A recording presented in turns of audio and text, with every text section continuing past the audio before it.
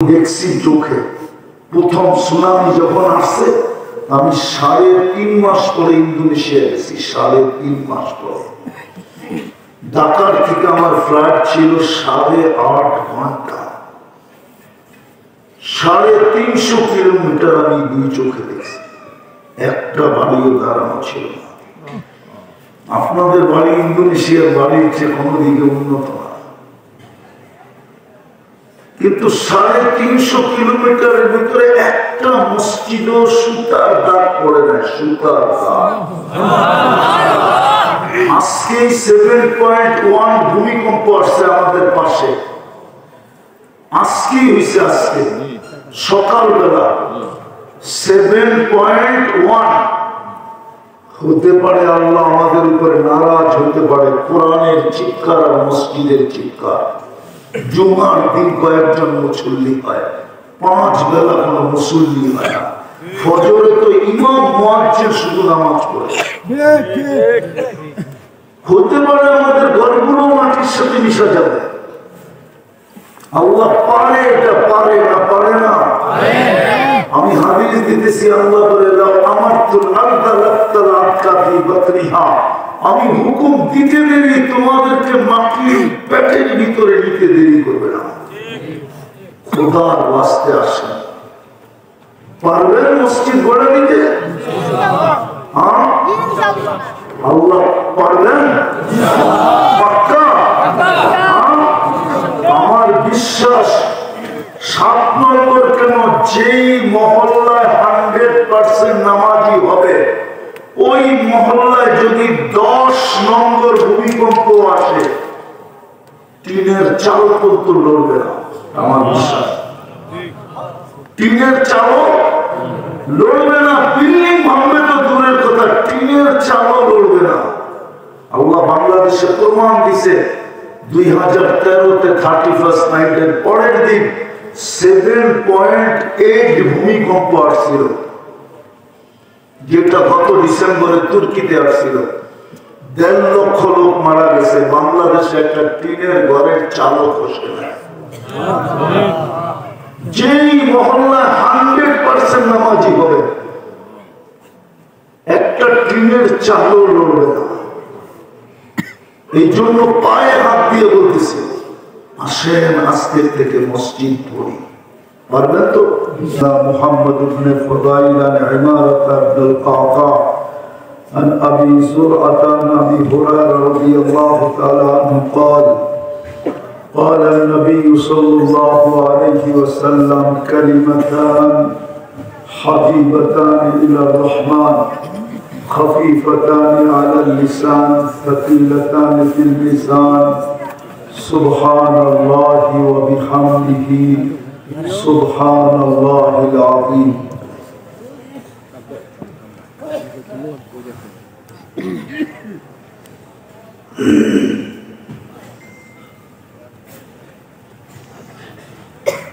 ইমাম বুখারী রাহমাতুল্লাহ আলাইহি প্রথম হাদিস যেটা শুরু করছিলেন বুখারী শরীফের প্রথম জিলদে, ইন্নামাল আমালু বিন্নিয়াত দ্বারা, আবার শেষও করলেন আমলের দ্বারা। এটাই ইমাম বুখারীর বৈশিষ্ট্য। ওনার মতো এই বৈশিষ্ট্যের অধিকারী আর কেউ নাই। সিয়াসত আর মুহাদ্দিসদের ভিতরে ইমাম বুখারী রাহমাতুল্লাহ আলাইহির বৈশিষ্ট্য, উনি আমাদেরকে দেখাইতে চেয়েছিলেন, যদিও বাবু বদরুল ওহী ছিল, ইন্নামাল আমাল বিন্নিয়াত দ্বারা উনি বুঝাইতে চেয়েছিলেন যে আমাদের জীবনটা মূল্যায়িত হবে আমল দ্বারা। আর কোন জিনিস দ্বারা আমাদের জীবনটা আল্লাহর কাছে মূল্যায়িত হবে না। একমাত্র আমল দ্বারা আমাদের জীবনটা আল্লাহর কাছে মূল্যায়িত হবে। আমাদের যেরকম একটা রূহ আছে, আত্মা আছে, যেটা দ্বারা আমরা জীবিত, ঠিক আমলেরও একটা রু আছে, যেটা দ্বারা আমল আল্লাহ পর্যন্ত পৌঁছে এবং আল্লাহর কাছে গ্রহণযোগ্যতা পায়। আমলের রু হল ইখলাস। ইমাম বুখারী রহমতুল্লাহ আলাইহি সংক্ষেপে বলতেছি, রাত্র পড়া 1টার কাছাকাছি, ফজরের নামাজও পড়তে হবে, এই জন্য সংক্ষেপে বলতেছি। আমাদের মূল্যায়ন হবে কি দ্বারা? আমল দ্বারা। আমাদের মূল্যায়ন হবে আল্লাহর কাছে, রসুলের কাছে আমলের ভিত্তিতে, আমল দ্বারা। এই জন্য উনি প্রথম হাদিস আমলের আছে। আবার আমাদের যেরকম রু আছে, আমলেরও কিন্তু একটা রু আছে। রু, আমলের রু হলো ইখলাস। এটাই প্রথম হাদিস দিয়ে উনি বুঝাইছেন যে আমলের রু হলো ইখলাস। ইন্নামাল আ'মালু বিন্নিয়াত, নিয়াত দ্বারা উনি ইখলাস বুঝাইছেন যে তোমার ইখলাস যদি পরিপূর্ণ থাকে তাহলে আমলের ভিতরে রু থাকবে, আমল মূল্যায়িত হবে, আমলের দ্বারা যে আমল করলো সে মূল্যায়িত হবে। বুঝাইতে কি পারলাম? আবার শেষ হাদিস উনি আমলের উপরে আনছেন যে ইন্না আমালা বনি আদম, প্রথম কোরআনের আয়াত নিয়ে আসছেন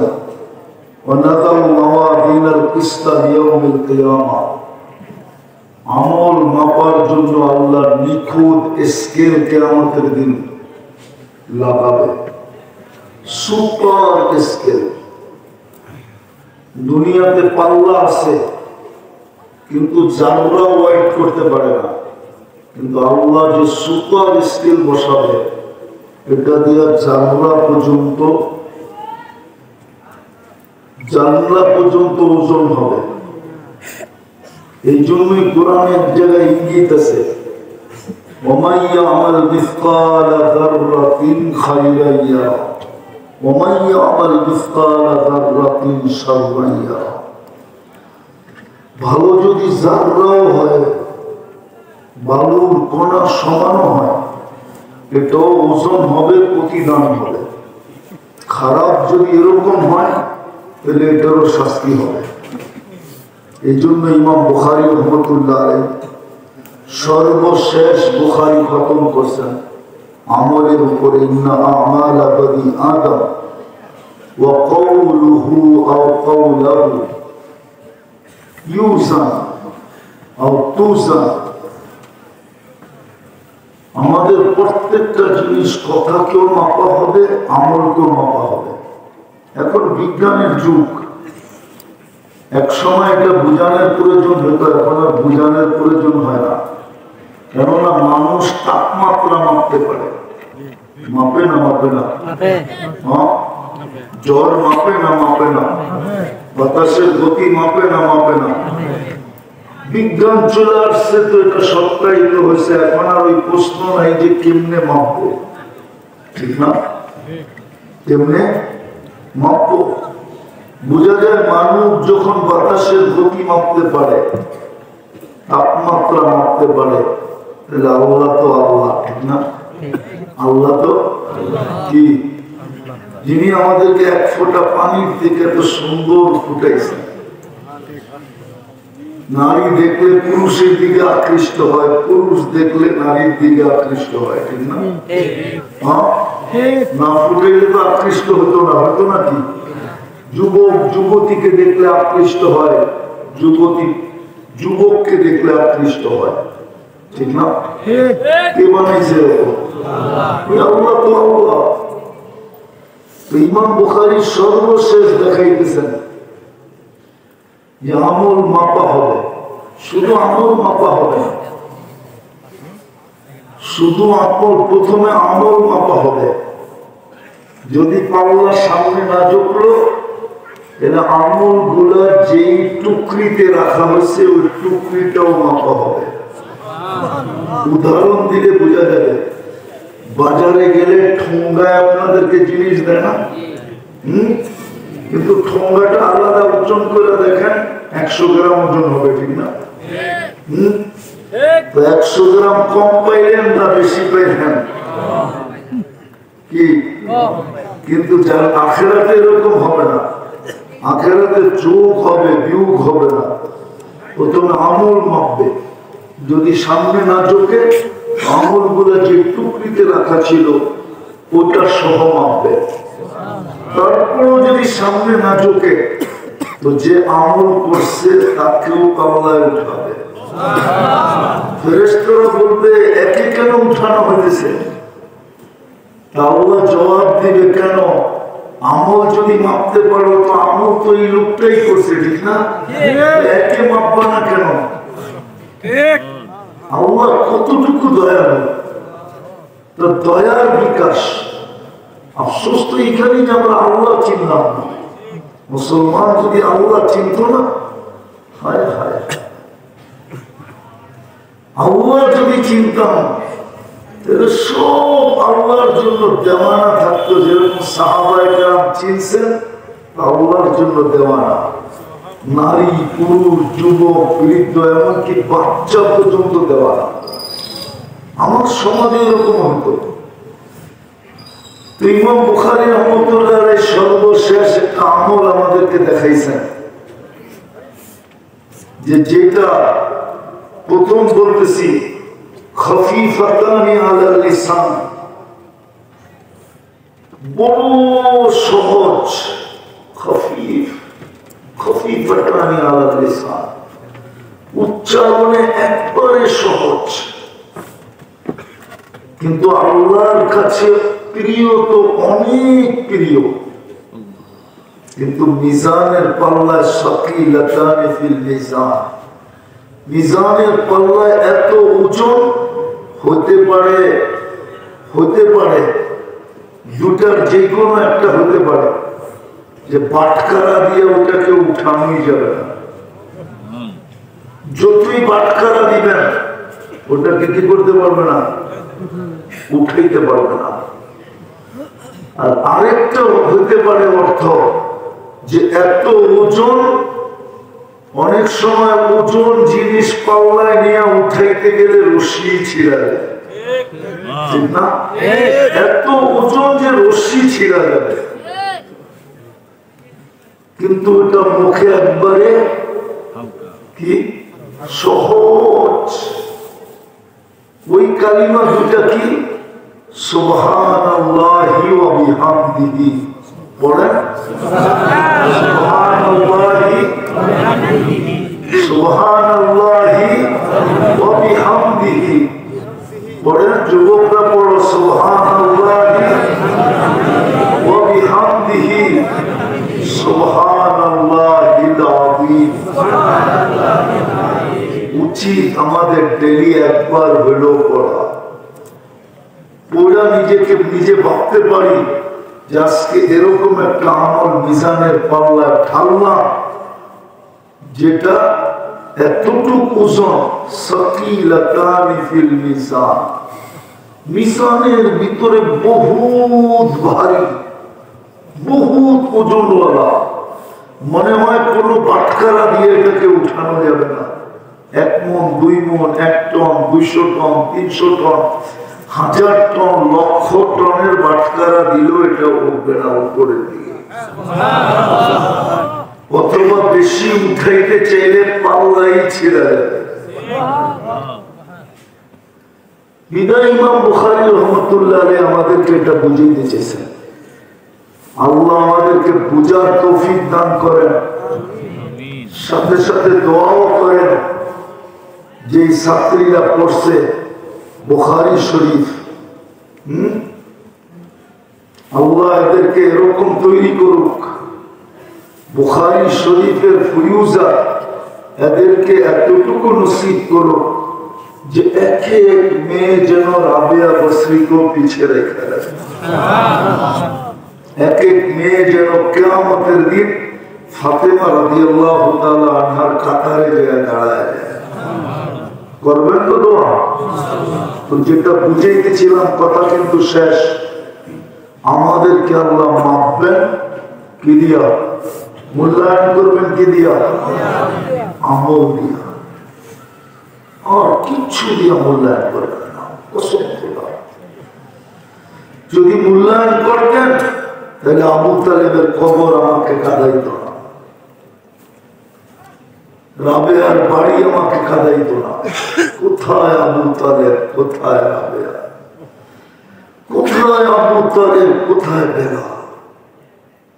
আবু তালেব উপরে না বেলাল উপরে? এখন উপরে, কিন্তু মানুষ হিসাবে যদি দেখি কেউ উপরে? আবু তালেবের সম্পর্ক কার সাথে? মুহাম্মাদুর 44 বছর বুকে রেখা পালছেন। 44টা বছর নিজের হাতে চাচাকে কবরে নামাইছেন। 6 বছর 6 মাস বয়সে বাপ মা দাদা 3 জনই মারা গেছেন। বলেন 6 বছর 6 মাস বয়সের ছেলেটা কত রাতেই না চাচার বুকে ঘুমাইছে। আল্লাহ রাসূলের কোনো ছায়া ছিল না ওলামা বলে, কিন্তু আমি বলি একটা ছায়া ছিল, সেটার নাম আবু তালেব। ছায়ার মতো 24 ঘন্টা সাথে থাকতেন, কিন্তু আমল ছিল না, এই জন্য মূল্যায়িত হয় না। বেলালের কাছে ছিল তো বেলাল মূল্যায়িত। কতটুকু? জমিনে হাঁটলে জান্নাতে পদধূলি হয়।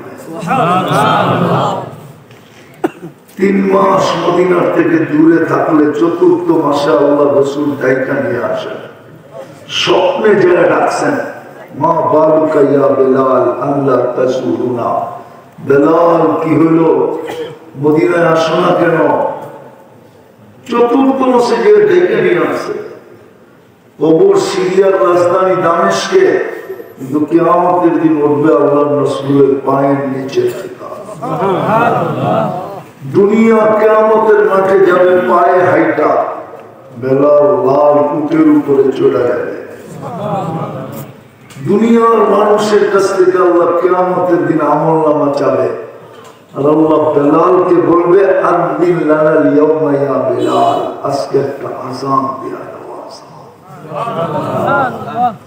কেমন মূল্যায়িত, কেমন দাম! বিনা আমল দ্বারাই আমরা মূল্যায়িত হব। এইখানে না ওইখানে। এইখানে তো মূল্যায়িত হয় টাকা যার বেশি তার মূল্য বেশি, পদ যার যত বড় মূল্য তার তত বড়, সম্পত্তি যার বেশি মূল্য তার বেশি, শক্তি যার বেশি মূল্য তার বেশি, এমনকি রূপ যার বেশি মূল্য তার বেশি। এখানে তো মূল্যায়িত হয় দুনিয়া দিয়া, কিন্তু আল্লাহর কাছে মূল্যায়িত দুনিয়া দিয়া না, আল্লাহর কাছে মূল্যায়িত হলো আখিরাত দিয়া, আমল দিয়া। যার আমল যত বেশি আল্লাহর কাছে তার মূল্য তত বেশি। এই জন্যই আবু বকর সিদ্দিক রাদিয়াল্লাহু তাআলা আনহু সম্বন্ধে ওমর রাদিয়াল্লাহু তাআলা আনহু বলছিলেন, এই সমগ্র উম্মত যত বড় জান্নাত পাবে, আবু বকর সিদ্দিক রাদিয়াল্লাহু তাআলা আনহু এর চেয়ে বড় জান্নাত পাবে। সুবহানাল্লাহ!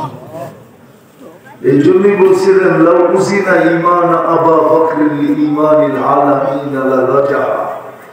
নবী রাসূলদের পরে সমগ্র জগতের মানুষের ঈমান দিয়ে যদি আবু বকরের ঈমানকে মাপা পায়, আবু বকরের ঈমানের পাল্লা ভারী হবে। আর জান্নাত ঈমানের ভিত্তিতে পাবে, পরিধি পাবে ঈমানের ভিত্তিতে। কত বড় জান্নাত! সত্য এটাই। এই জন্য আসেন, আমি যুবকদের পায়ে হাত দিয়ে বলবো, আসো। আর কত যৌবন তো আল্লাহ দিল। ধনী তো প্রতিদিন কানে দেয়, লা ইয়াক্তার মুখা শাবাবুক, কামিন সব সাবাকাতা ইলাল মাউত, যৌবন যেন তোমাকে বিমুখ না করে। হতে পারে কত যুবককে আমরা যৌবন সহ কবরের করে শোয়া দিছি, যুবক তোমাকেও শোয়া দিতে পারে। বিদায় আসো যুবক, আজকে আমল করতে পারি না তাতে কিছু আসে যায় না, কিন্তু তারপরে এখনো গেম আমাদের হাতে আছে, বল আমাদের কোর্টে আছে। ইচ্ছা করলে এখনো গোল করতে পারি, ইচ্ছা করলে এখনো গেম করতে পারি। কণ্ঠনালীতে রূহ আসার পূর্ব মুহূর্ত পর্যন্ত সুযোগ আছে। চলো আজকে আমরা আল্লাহর কাছে সবাই মিলে তওবা করি। যদিও শয়তান বলছিল একটাকেও জান্নাতে যেতে দিব না, শুনতে দেরি, ফেরেশতাদের কান্না শুরু হইতে দেরি হয় না। আল্লাহ জিজ্ঞেস করছে কাঁদিস কেন? বলতেছে শোনেন না, একটা তো নাকি জান্নাতে যেতে দিবে না। আল্লাহ বলেন আমি ইস্তিগফার নাযিল করছি, তওবা নাযিল করলাম, যখনই তওবা করবে তখনই মাফ করে দিব। দেখি ও জিতে না আমি জিতি। চলেন আজকে আল্লাহর কাছে তওবা করি। করবেন? কে কে করবেন দেখি। এই বুখারী খতমে চলেন আল্লাহকে বলে দেন প্রথম আকাশে, আল্লাহ অতীত থেকে তওবা করলাম, আপনি আমাদের তওবা কবুল করেন, আমাদের গুনাহ মাফ করে দেন। আমার যদি মনের কাছ থেকে বলে থাকি তাহলে গুনাহ মাফ। আর একটা আদেশ, আর একটা কথা বলবো, বুদ্ধিমান ওই ব্যক্তি যে অগ্রিম জামিন নিয়ে নেয়। অগ্রিম চুপে চাপে অগ্রিম কি করে জামিন নিয়ে নেয়, ওই লোক বুদ্ধিমান।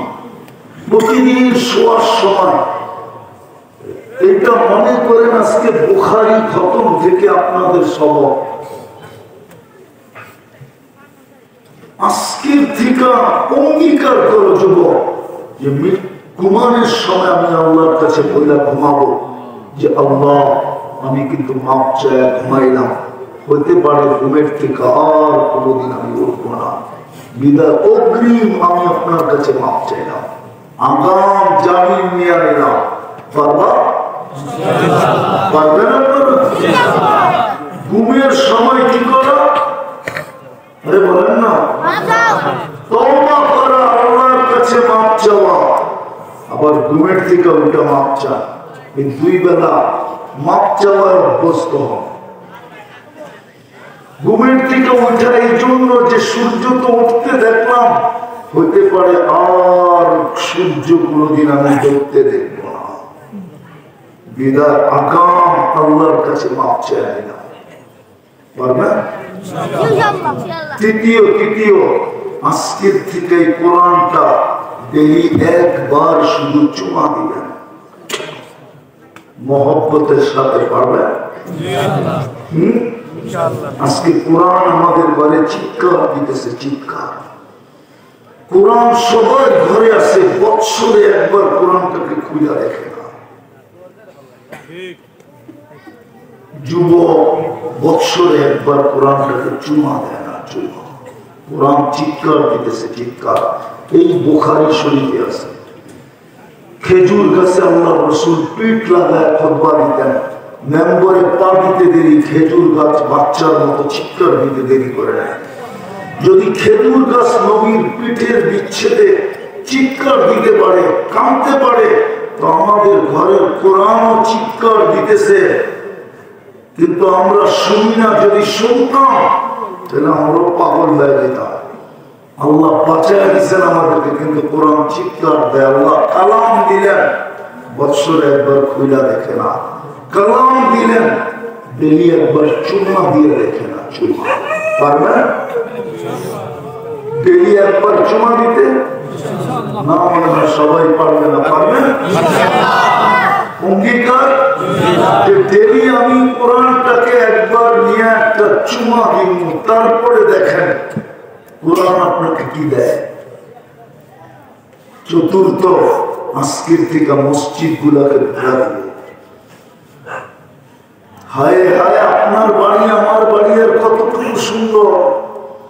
সাদ্দামের আমলে ইরাকের মতো বাড়ি সুন্দর বাড়ি দুনিয়ায় খুব কমই ছিল, কিন্তু আজকে মাটিতে মিশাইছে, একটা বাড়িও ভালো নাই। গাদ্দাফির আমলে লিবিয়ার বাড়ির মতো সুন্দর বাড়ি দুনিয়াতে ছিল না। কেননা লিবিয়ার 1 টাকা দিলে সৌদি আরবে 60 টাকা পাওয়া যেত, 60 টাকা। আমেরিকান $3 পাওয়া যেত। আজকে সব মাটিতে মিশে গেছে। ফিলিস্তিন আমি 14 বছর আগে চোখে দেখছি, 14 বছর আগে।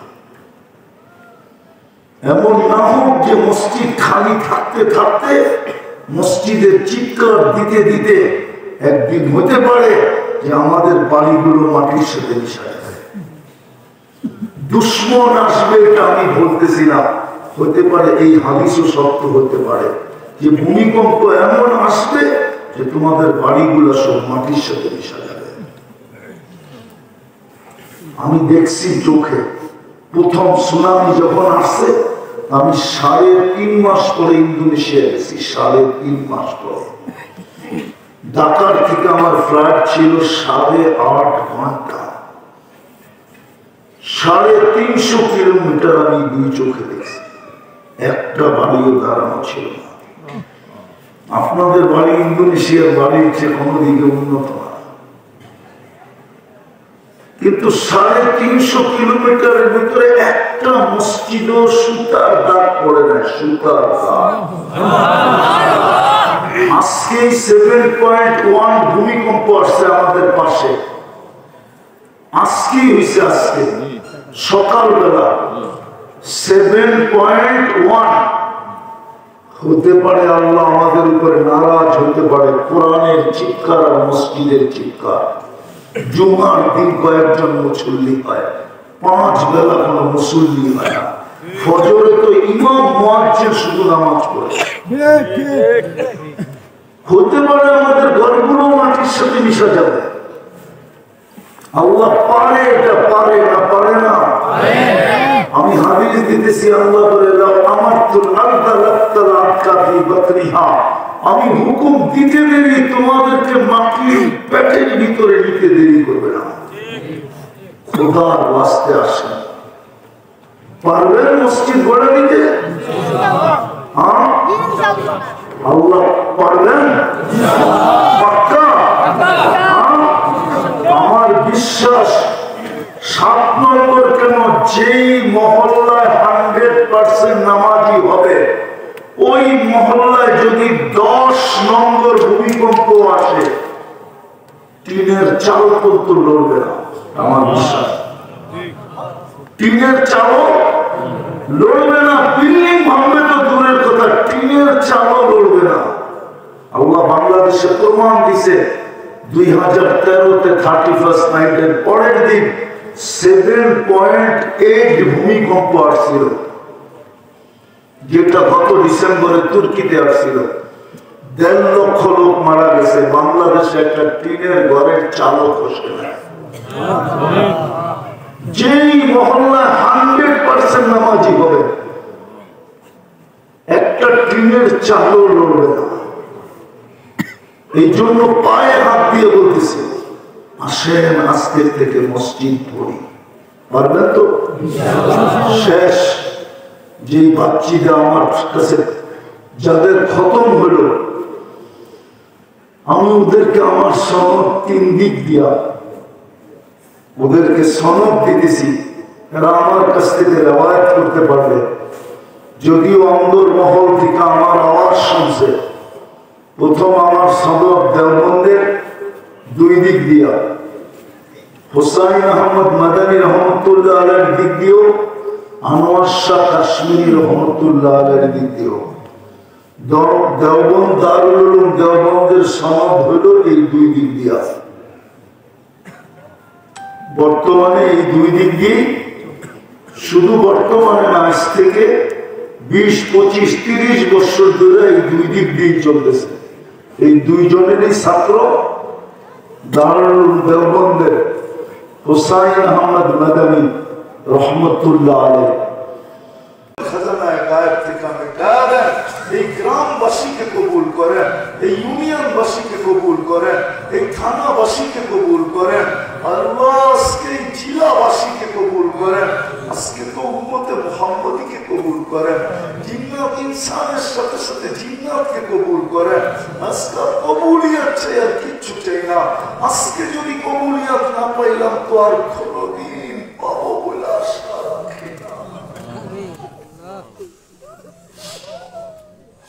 বুখারী খতমে যদি কবুলিয়াত না পাই তো আর কোথায় পাবো? আসাহুল কিতাব বাদা কিতাব আল্লাহি সহিহ আল বুখারী।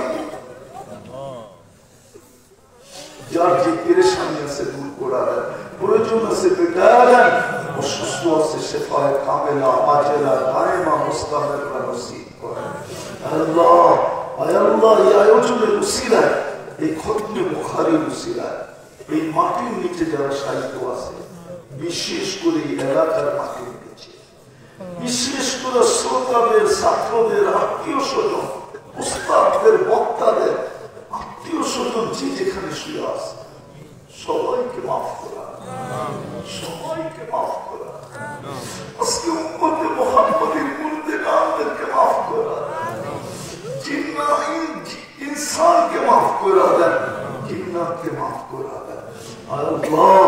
ফিলিস্তিনকে জয়যুক্ত করা দেন, ফিলিস্তিনকে জয়যুক্ত করা দেন, ইসলামের পতাকাকে আবার উড়ায় দেন